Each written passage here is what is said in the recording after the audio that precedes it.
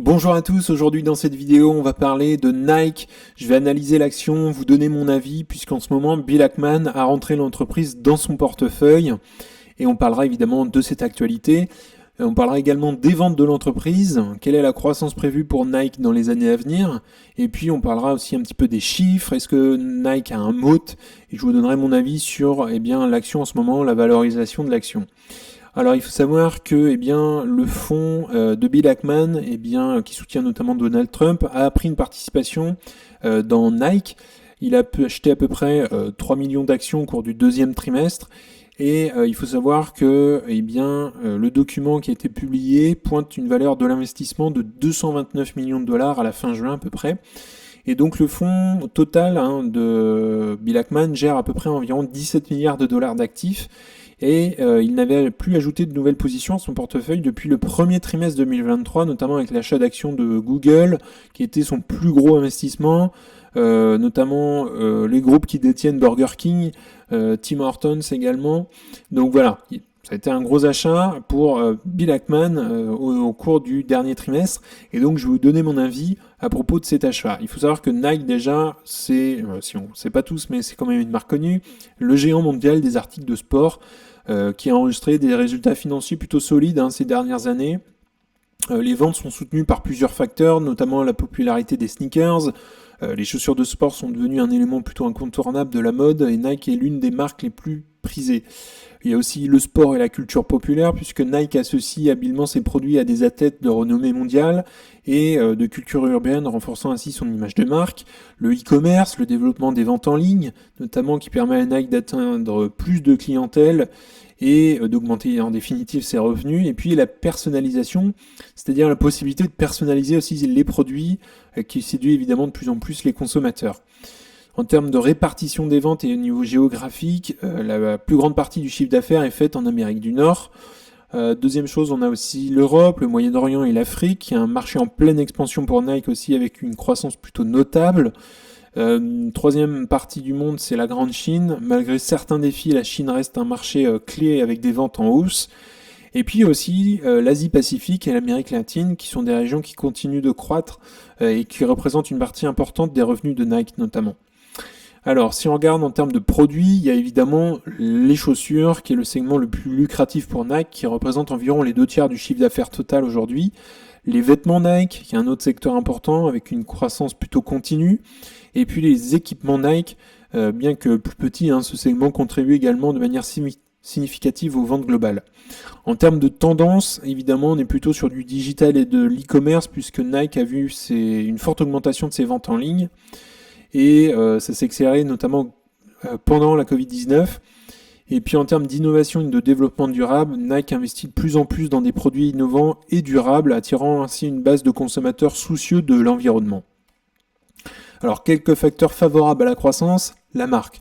On le sait, Nike bénéficie plutôt d'une image de marque solide et d'une reconnaissance mondiale, ce qui lui confère un avantage concurrentiel important. L'innovation, Nike continue d'investir massivement dans la recherche et le développement pour créer des produits plutôt innovants et stimule là aussi l'intérêt des consommateurs. Le digital, puisque le développement du e-commerce et la personnalisation des produits offrent de nouvelles opportunités de croissance. Et puis on a aussi tout ce qui est marché émergent, puisque les pays en développement représentent un potentiel de croissance important pour Nike. Croissance du chiffre d'affaires, les analyses prévoient une croissance annuelle du chiffre d'affaires autour des 7 à 10% dans les prochaines années, donc évidemment à prendre avec des pincettes, ça reste des estimations des analystes. Et puis ce serait soutenu notamment cette croissance par justement l'expansion dans les marchés émergents et les ventes en ligne. En termes des bénéfices, les bénéfices de Nike devraient également croître à un rythme plutôt soutenu avec une augmentation entre 8 à 12% par an. Donc voilà, avec une meilleure gestion des coûts, des marges améliorées grâce aux ventes directes aux consommateurs. Donc ça, c'est les estimations des analystes en termes de performance. Facteur qui pourrait freiner un peu la croissance de Nike, ça va être la concurrence. On a un concurrent direct qui est Adidas notamment. Le marché du sport est de plus en plus concurrentiel, il y a des nouvelles marques, de nouveaux acteurs. On a aussi des incertitudes économiques puisque les fluctuations économiques, l'inflation et les crises peuvent peser sur la consommation et donc en définitive sur les résultats de Nike. Et puis on a des enjeux environnementaux et sociaux puisque les consommateurs sont de plus en plus sensibles aussi à ces questions, ce qui pousse Nike à adopter des pratiques plus durable. Donc en résumé, il est probable que Nike continue de croire à l'avenir, mais à un rythme peut-être moins soutenu qu'auparavant. Donc la réussite de l'entreprise démontrera évidemment de sa capacité à s'adapter aux évolutions du marché, à innover et puis à répondre aux attentes du consommateur. Donc on va regarder un petit peu les chiffres, on va regarder le chiffre d'affaires, le bénéfice, free cash flow par action, la marge, enfin les marges, et le ROCE, les dettes également et quelques critères de qualité. Si on regarde Nike en ce moment, elle est valorisée à 22 de PI, ce qui est plutôt correct par rapport à ce qu'on a pu voir auparavant. En termes de marge, eh bien, on est à 44% de marge brute. En marge nette, on est à 11%. C'est un peu fébrile. Si on regarde un petit peu en termes de critères de qualité, en termes de chiffre d'affaires, on voit une progression correcte du chiffre d'affaires, mais un peu faible à mon goût, puisqu'on est à 6% sur 10 ans. Et puis, on était en 2023 sur une année complète à 51 milliards de dollars en termes de chiffre d'affaires. On a eu un recul en 2020, mais on va dire excusé entre guillemets par le Covid. Donc on a une croissance du chiffre d'affaires, mais un peu faible. En termes de free cash flow, on est à 12% en moyenne sur 10 ans de croissance du free cash flow. En 2023, on était à 4 milliards de free cash flow. En ROCE, on a quelque chose de tout à fait honorable puisqu'on est sur une année 2023 à 17%. En moyenne sur 5 ans, on est à 16% de ROCE. Donc ça, c'est tout à fait correct. En termes de dette nette sur free cash flow, eh bien, il faut savoir que l'entreprise est capable de rembourser sa dette en moins de 3 ans et là, en l'occurrence, même en moins d'1 an. Donc ça, c'est parfait en termes de gestion, ça craint pas. Autre point positif pour Nike, c'est le rachat d'actions. Depuis plusieurs années, plusieurs décennies, elle rachète ses actions au fur et à mesure. Donc voilà, moins 2% en 2024 par rapport à 2023. 2023, moins 2% aussi de rachat d'actions. Donc ça, c'est encourageant. Par contre, la marge du free cash flow est un peu faible. On était à 9% en 2023, même chose en 2022, un peu mieux en 2021 à 13%. Donc sur 5 ans, on est plutôt à une moyenne de 9%. Donc c'est un peu faible. Autre chose que j'aime bien regarder, c'est le free cash flow par action. On était à 3,1$ en 2023, 2,75$, mais on était mieux en 2021, on était à 3,7$, donc un peu moyen. Autre chose, c'est à regarder, ça va être les émissions d'actions. Ouais, non, ça reste correct, on a vu tout à l'heure. C'est la rémunération en actions, voilà. On voit qu'il y a eu une augmentation à partir de 2021 en rémunération en actions. Alors là, il faudrait creuser le pourquoi du comment, parce que ça s'est bien creusé depuis 2021. Donc à voir, il faudrait le déduire du free cash flow. Autre chose à regarder, ça va être la dette. Alors si on regarde la dette dans le bilan, le total de la dette avait bien augmenté en 2021, sans doute des conséquences du Covid, ou peut-être à chercher. Par contre, on voit que Nike corrige sa dette et la rembourse au fur et à mesure des trimestres. Donc ça, c'est encourageant. Si on regarde la dette nette, on voit que, on a une grosse correction de la dette au fur et à mesure des trimestres. Donc ça, c'est plutôt encourageant que justement Nike prenne conscience de ça. Donc on a plutôt des critères encourageants sur certains et d'autres c'est que ça reste quand même assez fébrile, notamment en termes de croissance du chiffre d'affaires et croissance free cash flow. Si on regarde, il faut savoir que Nike verse notamment un dividende croissant depuis plus de 30 ans, sans interruption. Alors aujourd'hui, le dividende il est à 1,48$ par action, il est versé 4 fois par an. La croissance du dividende est d'environ de 11% par an, ce qui est vraiment correct. Aujourd'hui, le rendement il est de à peine 2%. Et le ratio de distribution est à 40%, donc ce qui est tout à fait correct. Il a tendance à augmenter un tout petit peu depuis 2021, mais ça reste tout à fait correct, il n'y a pas de souci sur ce point. Si on regarde maintenant en termes de moat, est-ce que Nike a un moat?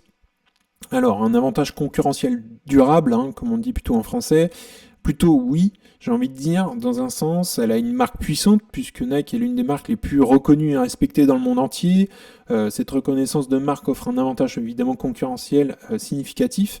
L'innovation en termes de produits, des articles de sport avec de la technologie notamment comme Nike Air, sur notamment les réseaux de distribution, puisque le vaste réseau de distribution de Nike, incluant ses propres magasins physiques et sa plateforme en ligne, permet à l'entreprise de contrôler l'expérience client et de maximiser évidemment ses marges en définitive.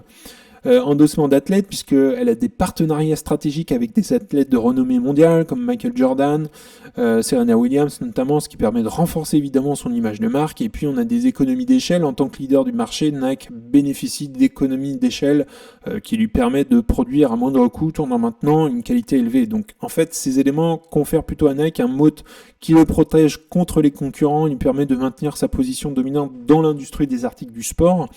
Et donc en résumé, le mode de Nike repose sur une combinaison de facteurs tangibles et intangibles qui lui assurent une position de leader sur le marché du sport.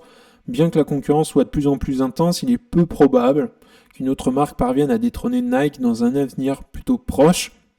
Si on regarde le cours en bourse de l'action, on voit sur 5 ans, j'ai noté le graphique, surtout depuis 2020, on est bien reparti puisqu'on était à 60 $ et on a eu un plus haut à 178 $ en novembre 2021. Et depuis novembre 2021, il faut savoir que l'action ne fait que de baisser. Elle est baissée au plus bas en septembre 2022 à 80 $, elle est repartie, et depuis janvier 2023 on était à 130 et depuis janvier 2023 on rebaisse. Là on a eu une grosse baisse, on est tombé à 70 $, donc les 70 $, autant vous dire que le gars qui a investi en mars 2020, il se retrouve avec rien du tout 4 ans après, on est au même niveau. Donc comme je vous ai dit, il y a des choses qui influent un petit peu sur ça, ça va être notamment le chiffre d'affaires, la croissance du free cash flow qui est un peu fébrile, et on n'a pas vraiment de réelle grosse croissance du free cash flow, donc c'est à surveiller quand même. Il faut savoir jusqu'où peut aller, il faut évidemment creuser. Si on regarde maintenant l'évolution du PI, il faut savoir que Nike est un PI plutôt correct en ce moment, comme je l'ai dit tout à l'heure. L'action est autour des 80 $ avec un PI à 22. Si on regarde un petit peu plus avant, on était plutôt sur des 30 dans les années 2020. Et on est monté même à des 60, 70. En 2020, on était sur des 30 toujours. Et puis, si on veut retrouver le 20, 22 qu'on a aujourd'hui, il faut remonter dans les années 2015 à peu près, où on était sur quelque chose d'un peu plus raisonnable, j'ai envie de dire. Et on était même dans les années 2010 sur des PI à 15. Donc, l'entreprise était vraiment moins chère avant. L'entreprise cote un petit peu plus, même si là, elle a une bonne baisse en termes de rapport. Donc évidemment, il va falloir creuser un petit peu plus. Donc à l'heure actuelle, si je fais une petite conclusion, moi je ne suis pas investi dans Nike, c'est une entreprise qui ne m'intéresse pas à ce jour. Le mode de Nike est plutôt solide, j'ai pu regarder en analysant. Certains critères de qualité, moi, me paraissent faibles. Notamment, comme j'en ai parlé, la croissance du chiffre d'affaires et puis la croissance du free cash flow, je trouve ça un peu faible et je ne sais pas si c'est une entreprise qui correspondra à mon portefeuille, à mon profil. L'action est sans doute à un prix plutôt intéressant, pas surévalué en ce moment. Ça, c'est mon avis, mais il convient évidemment d'approfondir les recherches si ça vous intéresse, évidemment, de rechercher et d'investir dans Nike. Je vous fais un petit rappel, évidemment, je ne donne pas de conseils en investissement. C'est hyper important que vous fassiez vos propres recherches, vos analyses, et investir, évidemment, comporte des risques. Donc, c'est hyper important que vous fassiez vos recherches. Petite parenthèse. N'hésitez pas à me dire en commentaire si vous êtes investi dans Nike, ce que vous pensez de Nike. Je ne le suis pas actuellement, donc vous pouvez peut-être apporter des éléments en plus de cette vidéo. Donc n'hésitez pas à commenter ça sous la vidéo. Dites-moi si vous êtes intéressé par Nike après cette vidéo pour investir dans l'entreprise. Je vous suggère évidemment de faire vos analyses. En tout cas, on en a fini pour aujourd'hui. N'hésitez pas à liker la vidéo, à vous abonner, ça fera grandir la communauté et puis ça me soutient. Si vous souhaitez regarder une autre vidéo, vous pouvez cliquer juste ici. En tout cas, je vous souhaite une excellente journée et à bientôt pour une prochaine vidéo. Salut!